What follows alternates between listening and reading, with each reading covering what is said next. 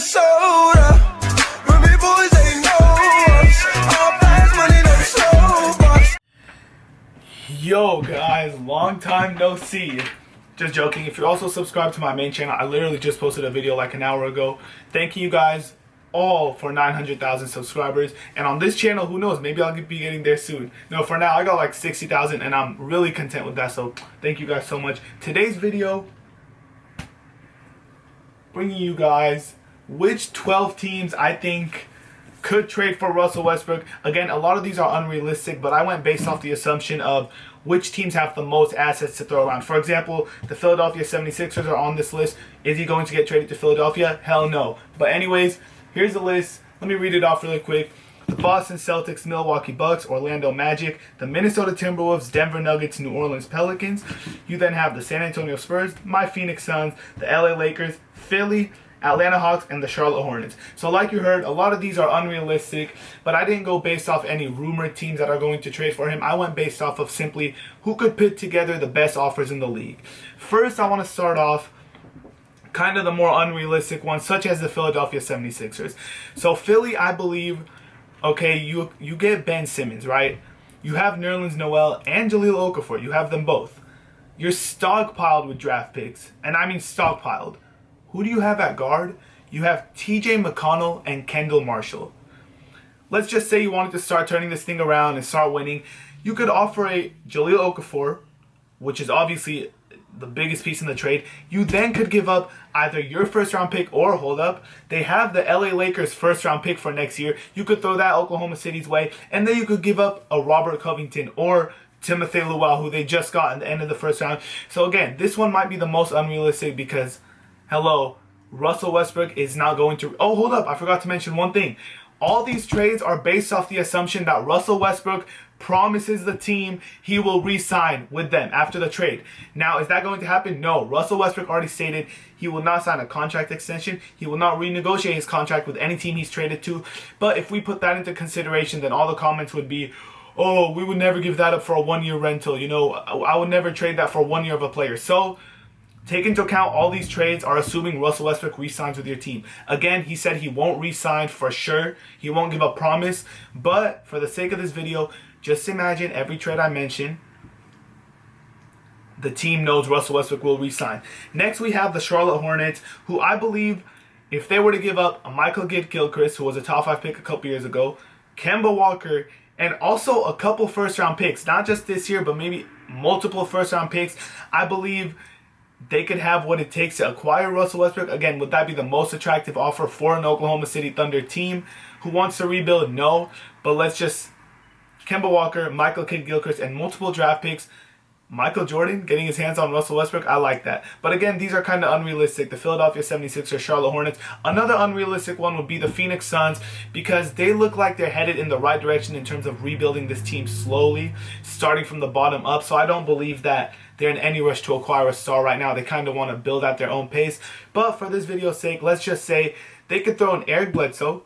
They could throw a Dragon Bender or Marquise Chris, both top 8 picks. Oklahoma City would be able to pick and choose which one they want. And they'd be able to throw their own first round pick. Plus, they have Miami's first round pick, who, let's not get too ahead of ourselves, but no Dwayne Wade. LeBron James obviously left. Chris Bosh has health issues. That Miami first round pick could end up being gold. So the Phoenix Suns do have what it takes to acquire Russell Westbrook.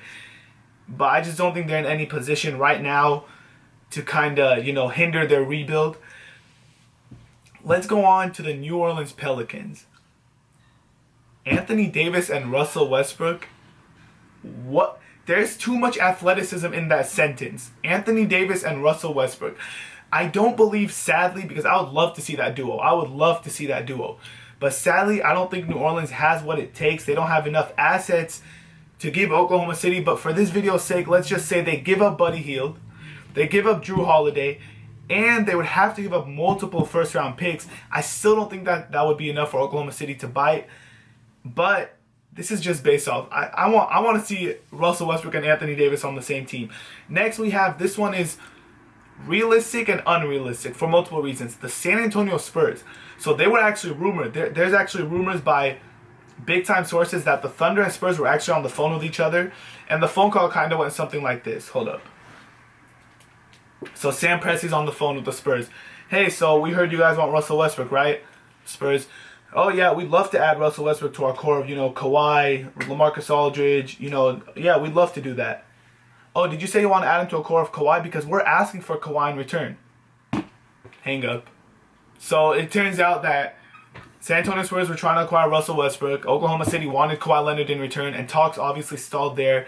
The Spurs just don't have anything else to give up unless they were giving up Kawhi. But we're not stupid. They're not giving up Kawhi Leonard, who is the face of that franchise. Let's go to something somewhat not rumored, because we've heard the rumors of the Bucks, Celtics, Lakers. We have not heard these teams rumored, but I believe it could happen. The Orlando Magic.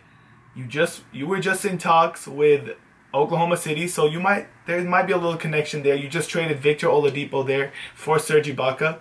How about giving up Nick Vucevic, who I think would fit perfectly next to a Steven Adams? I know Vucevic and Adams are both centers, but I think Vucevic can adapt to a power forward role next to a defensive-minded center like Steven Adams. You then give up Aaron Gordon. Okay, small ball power forward, but he could also play some small forward. He's athletic enough, and that's what the Thunder need after Kevin Durant's departure. And then you would give up Elfrid Payton to kind of, I don't want to say replace Russell Westbrook, but at least give them a little ease into replacing Russell Westbrook. And then you got to throw in a first-round pick. Every team trading for Russell Westbrook, I think, has to include picks, because Oklahoma City would be obviously going into a rebuild. When you trade Westbrook and you just lost Durant and you traded Ibaka, you've got to go into a rebuild. But I think the Magic have what it takes. Maybe Aaron Gordon, Elfrid Payton, and Nick Vucevic. That would be, I think, a win-win for both sides. You have the Magic would then get their star player in Russell Westbrook. You lose Vucevic, but you acquired, obviously, Serge Ibaka, and you signed Bismack Biyombo. So you kind of have some leeway in terms of bigs. You get to keep Mario Hezonja, and you get to keep Evan Fournier. So I think that works out good for both teams. The Denver Nuggets, for whatever reason, were trying hard to acquire Dwayne Wade this offseason. So, and I mean, they have assets to facilitate a trade. They were trying to, it seems as if they're trying to go from rebuilding to playoff team pretty quickly, kind of the opposite of the Suns. The Suns want to take it slow, see what they have, and build kind of like the Warriors, whereas Denver wants to take a little shortcut to get back into the playoffs. They do have the pieces, and like I said, in real life, I don't think Westbrook would re-sign with the Nuggets, but for the sake of this video, let's say that Westbrook agrees to re-sign with whichever team he's traded to. Emmanuel Mudiay has to go in that offer, giving Oklahoma City a point guard replacement. Danilo Gallinari, replacing Durant at small forward. A first-round pick, of course. And then I think you let OKC pick between one of your bigs. They have Yusuf Nurkic. They have Nikola Jokic. They have Kenneth Farid. I think that offer would be so intriguing. Not sure Denver would give all that up. But at the same time, Russell Westbrook is an MVP candidate. So I think Emmanuel Mudiay, Gallinari, a first-round pick, and then maybe a Yusuf Nurkic, Nikola Jokic, Kenneth Farid, or maybe even Gary Harris, a shooting guard. I don't know. Okay, now we're getting into kind of the more realistic ones. Okay, how about the Atlanta Hawks? Dennis Schroeder, Paul Millsap, Taurean Prince, and a first-round pick. Hold up, Hawks fans, before you cut my throat off. Russell Westbrook, Dwight Howard, Kent Bazemore. I like that. When you're in the Eastern Conference, where, yes, the Celtics just acquired Al Horford. Miami's not really a threat anymore. So I think you pair Westbrook with Dwight, and you're pretty much automatically in the Eastern Conference Finals against Cleveland. Again, that might sound like a lot. Paul Millsap, Dennis Schroeder, Taurean Prince, and a first-round pick. But hey, it is Russell Westbrook. You might be able to snag another piece out of OKC for that trade. But we're narrowing down the list, guys. Okay, I got 4 more teams left. We're going to give it up right here to the Minnesota Timberwolves. You remember when Minnesota traded for Kevin Love? They gave up 2 young pieces. Pretty much a simple, straight-up Wiggins for Love. They threw in Anthony Bennett, but it was kind of a straight-up trade. This is kind of similar. I believe the Timberwolves have what it takes to trade for a star. Oh, wait, my bad. I was talking about the Cavs, not the Timberwolves. The Cavs. I believe the Timberwolves have what it takes to kind of pull that Cleveland Cavalier move. This might be a tough pill to swallow, but you got to remember, the Timberwolves have a lot of assets. They're ready to take that next step. I think you give up Wiggins and then you let Oklahoma City take their choice of Chris Dunn or Zach LaVine. Hold on. This is, I think, a no-brainer for Oklahoma City.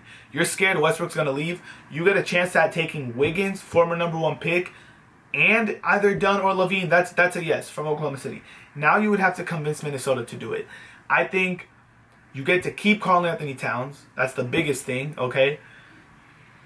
You then get to pick who you're going to keep, either Dunn or LaVine. You're not losing them both, and then you don't have to give up any other picks. Karl-Anthony Towns, excuse my language, that motherfucker is good. He is a beast. I don't care if he's only 20 years old. I don't care. He is ready to take that next step. We saw his rookie year. He was dropping numbers that we haven't seen done by rookies in years and years. The dude is a beast, okay? It's never too early. Oh, Westbrook might hinder his development. No. You pair Westbrook with Karl-Anthony Towns, that's a top 6 team in the West. I think that's a lot to give up for Minnesota. But at the same time, like I said, for this video, you assume Westbrook will re-sign. And I just don't see how Minnesota can pass on such a big name. Because you're not going to get big names to sign in Minnesota anyways. Okay, now we have the Milwaukee Bucks. This team was actually rumored to be trying to trade for Russell Westbrook. And I believe they have the assets. The only problem is, in real life, Westbrook is not going to re-sign in Milwaukee, but let's keep it going for this video.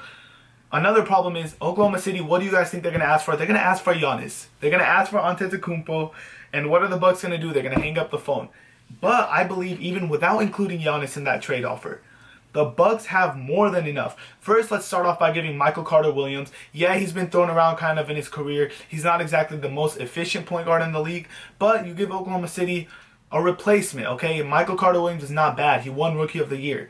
You give them Michael Carter-Williams. Then you throw in a first-round pick or two, obviously. You got to throw in the picks for Oklahoma City. And then the prize of this trade. You remember that draft class? It kind of went a little something like Andrew Wiggins, Blank, and Joel Embiid. All 3 of those players had superstar potential. Well, who was that? Blank? Jabari Parker. I think you offer Oklahoma City Jabari Parker, Michael Carter-Williams, and some draft picks. There's no way they could turn that down. There is absolutely no way. And that might sound like a lot for the Bucks, but you look at 2 things. You get a promise from Westbrook to re-sign, and you get to keep Giannis. You get to keep Giannis on top of that. And then maybe Greg Monroe, you guys trying to trade him now, but you pair him with Westbrook. I think it's a win-win for both teams. We got 2 teams left.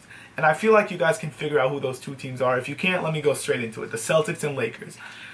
Whoa, big name teams in the NBA. 17 and 16 rings right here. Let's start off with the Lakers. And let me just say, the Lakers right now, they feel they have absolutely no reason to trade for Russell Westbrook. You know what they're doing? The Lakers are sitting back like this, just playing around. They know his contract ends after next year. You know what else they know? They know he's from UCLA. You know what else they know? They know he loves the spotlight. The LA Lakers firmly believe in their heads, no matter where he gets traded, no matter where he ends up, after this year, Russell Westbrook is going to sign with the Lakers. They believe there's no reason to trade for him. They believe that Russell Westbrook will be wearing yellow or gold and purple at the end of next year. They believe that. But hey, at the same time, they believed DeRozan was going to go there. They believed Whiteside was going to go there. But Laker fans and Laker organization, I understand why you think Westbrook is going to go there. And if we're being honest, I give it 90% chance that he's going to sign with the Lakers. So I don't believe that they feel any need or any pressure to trade for him and give up assets for him. But let's just keep it going for the sake of this video. How many fucking times have I said that today?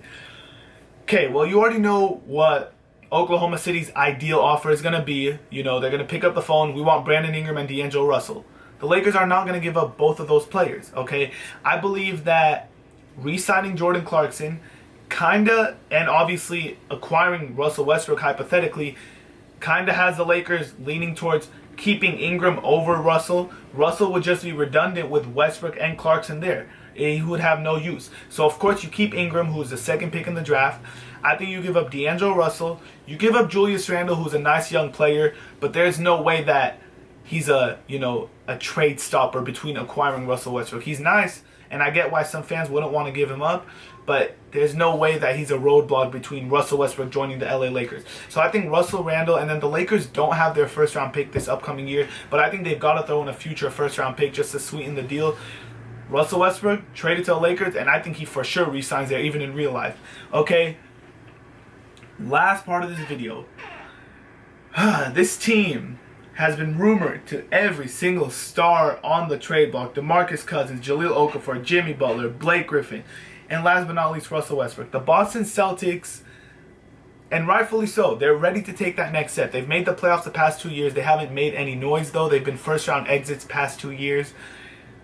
They just signed Al Horford, who I believe is not a superstar. He's a star who can take you to that next level, but I don't believe he takes you to that final level of championship contender. I think he takes the Celtics from a first-round out fringe playoff team to a top 3 seed, to a second round team, maybe challenging the Cavs for Eastern Conference spot, Eastern Conference Finals, but I don't believe he's that superstar they need. What do? You look at who's on the trade block. Russell Westbrook. Now again, I'm gonna assume that the Celtics give up a lot in this trade, and a lot of Celtics fans are not gonna agree with me. But again, a lot of Celtics fans don't agree because, oh, well, what if he leaves to the Lakers after 1 year? No, like I said, in this video, let's just assume that Westbrook agrees to re-sign with whichever team he's traded to. In that case, I think you have to give up Jaylen Brown, of course. That's who Oklahoma City's gonna want. You then have to give up a first-round pick from Brooklyn, whether it's this upcoming year or next year. I don't think it matters. Brooklyn's going to be terrible either way. But you got to give up Jaylen Brown, a first-round pick from Brooklyn, and then I'd say give Oklahoma City their choice of Kelly Olynyk or Tyler Zeller, one of those two. But then the biggest piece, and I think this is where the Celtics could win, you give Oklahoma City their choice of Marcus Smart or Isaiah Thomas. I know Isaiah Thomas played for Phoenix, so I know he's easily loved. Fans love Isaiah. They love the heart he plays with. They love the hustle he plays with. He's on a great contract, a great, insanely high value contract that you would never want to trade. I was pissed when the Suns traded him, but you figure, I mean, Isaiah it's just, you can't see Isaiah as a starting point guard on a championship team. He's just too small. I don't want to doubt him because he's been doubted his whole life, and look what he's done. But here's where, if you do acquire Westbrook and you keep Isaiah, you could slot Westbrook next to Isaiah and kind of have them share the ball handling duties. Okay? If the Thunder want Isaiah, I think you have to give it up. I think Celtics would much rather part ways with Marcus Smart. Oklahoma City might prefer Marcus Smart. Who knows? But I think this is a win-win for both teams. Oklahoma City gets a ton of assets. Brooklyn's first-round pick. Jaylen Brown, who is pretty much Brooklyn's first-round pick. Kelly Olynyk or Tyler Zeller, both young bigs. And then their choice of either Marcus Smart or Isaiah Thomas to replace Westbrook. I honestly think Boston could end up keeping Isaiah because Isaiah's, I think, 26 or 27 years old. I know. He seems younger because he's only been in a league for a couple years. I don't know, but I think that's a win-win, especially considering Russ. I understand Boston, you're going to say, oh, why would we give up that many young players or that many picks for Russell Westbrook? But you got to figure, this is assuming he stays. You guys re-sign, and then you roll with a Russell Westbrook and Al Horford and Jay Crowder. You keep Jay Crowder, and you keep Avery Bradley. And you possibly keep Isaiah Thomas, assuming he doesn't go, but he would most likely go in a trade. That's an automatic slot in the Eastern Conference Finals and a potential 7-game series with the Cavs where you might go from first-round exit to a championship, like an NBA Finals team right there. I think if you get an agreement from Russell Westbrook that he's going to re-sign, you have to pull this plug. You have to pull the trade. And like I said, Boston fans, oh, we're not going to give up that many young pieces for Russell Westbrook, because that's how I would feel if the Suns traded, Bender and Chris for him. But you have to look at it this way. Why don't you want to trade young players? It's not because of how good they are now. It's because of how good you see them in the future, right? It's because of their ceiling, right? It's because of, oh, but they have so much potential to be this good. Okay, now think about this for a second. Let's just say they reach their ceiling, which is actually rare. It's actually rare for a player to get drafted and they actually fulfill all the promises. They actually reach their highest ceiling. But let's just say, for Boston's sake, they do. What are the odds, even Jaylen Brown at his ceiling, even a random first round pick from Brooklyn a couple years down reaches a ceiling. What are the odds they're ever going to be as good as Westbrook? So why would you keep holding on to these young players who you hope and pray one day reach their ceiling, when you can get a Westbrook who at his ceiling himself right now is probably going to be better than any of those young players max out at? And that's assuming they do max out. So I understand it's a tough haul to give up, but you got to do it. You got to give up to get. And that's what teams forget. That's what fans of teams forget. You got to give to get. It's not a one-sided league. It's not a one-sided phone call. You want a star, you got to give up a lot. You want a superstar, you got to give up a lot. You want to trade your superstar, you're expecting to get a lot in return. Anyways, I hope you guys enjoyed this video. Some of those trades were unrealistic. You know, some of them won't ever happen. But for the sake of this video, I kind of went along with which teams have the most to give up. And let me know what you guys think in the comment section down below. But Watch Squad, I hope you guys enjoyed this video.